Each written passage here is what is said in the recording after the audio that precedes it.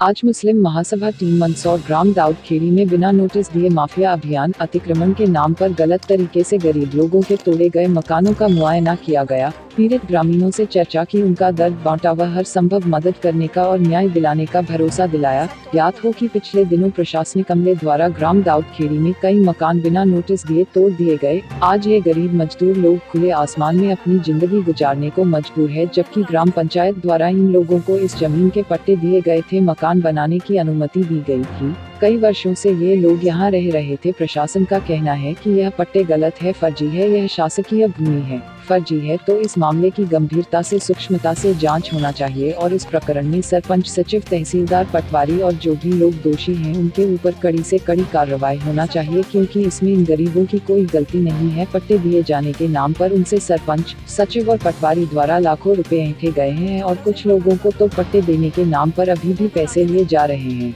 मुस्लिम महासभा team Mandsaur सभी जनप्रतिनिधियों और प्रशासन से अपील करती है कि इस मामले को गंभीरता से लेकर जल्द से जल्द दोषियों पर कार्रवाई करें और जिन गरीब लोगों के मकान तोड़े गए हैं वह लोग निराश्रित बेघर हो चुके हैं, जल्द से जल्द उनको उसी जमीन के पट्टे दिए जाए और जो आर्थिक नुकसान हुआ है उसकी भरपाई मुआवजा दिया जाए। अनीता भदौरिया की एक रिपोर्ट।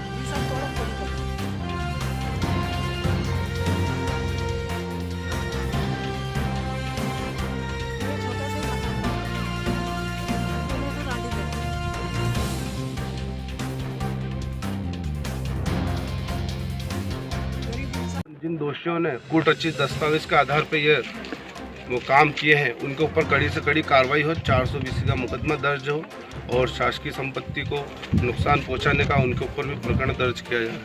लेकिन ये बताया कि ये जो गरीब परिवार के लोगों ने 2-2 लाख रुपए देके पट्टे लिए, 1-1 लाख रुपए दिए, जहां उनके पट्टों के ऊपर भी कुछ लिखा हुआ है। लेकिन ये अभी कुछ रोज पहले जब कलेक्टर साहब के यहाँ पर ज्ञापन देने के लिए भी गए थे, वहाँ पर भी सारी बात हुई थी। अभी तक कहीं कोई FIR दर्ज दिखाई नहीं दे रही है। अब ये बताया जाता है कलेक्टर साहब के इधर से कि जांच है और जांच के अंदर जो भी दोषी होगा उन लोगों को बुझाएंगे। आखिर दोषी तो सामने नजर आ रहा है इतने संगठन के बीच में, क्यों नहीं FIR दर्ज हो रही है? क्या ऐसा मामला तो नहीं लग रहा है जिला कलेक्टर और प्रशासन के बीच में कि ये फाइल को दबाने का काम किया जा रहा है?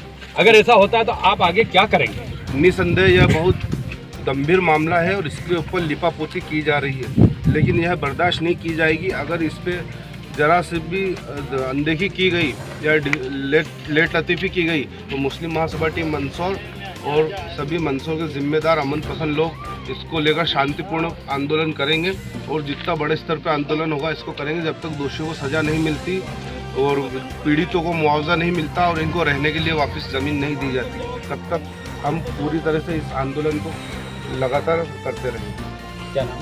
साबिर हुसैन शाह, मुस्लिम महासभा टीम मंदसौर। बहुत कुछ आएगा बोल